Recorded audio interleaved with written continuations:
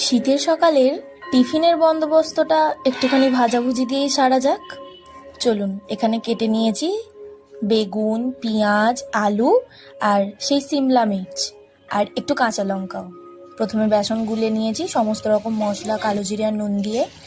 তারপর তেল গরম করে কড়াই একে একে সমস্ত সিমলা মির্চগুলো ছেড়ে দিলাম। এবার লাল লাল করে ভাজা হবে। তারপরে বেগুনগুলো ছেড়ে দিলাম। বেগুনগুলো একে একে ভেজে সুন্দর করে তুলে নেব। তারপরে মুড়ি সহযোগে সুন্দর করে সবাইকে পরিবেশন করে দেবো। এখন এবার পেঁয়াজিগুলো ভেজে নেওয়ার পালা। পেঁয়াজিগুলো ভাজা হোক। তারপরে ওই যে কাঁচা লঙ্কা আছে, কাঁচা লঙ্কাও আমরা মুড়ির সাথে কাঁচা খাই না, এরকম বেসনের কিছু দিয়ে খেলে বেসনে ডুবিয়ে ভেজে খাই। এই সিমলা মির্চগুলো আমাদের বাজারে পাওয়া যাচ্ছিল, সচরাচর এই লোকালে পাওয়া যায় না, একটুখানি শহরের দিকে যেতে হয়, কিন্তু এবারে বাজারে পাওয়া গেছে। সমস্ত ভাজা কমপ্লিট, একটা পেপারের মধ্যে দিয়ে দিয়েছি যাতে এক্সট্রা তেলটা বেরিয়ে যায়।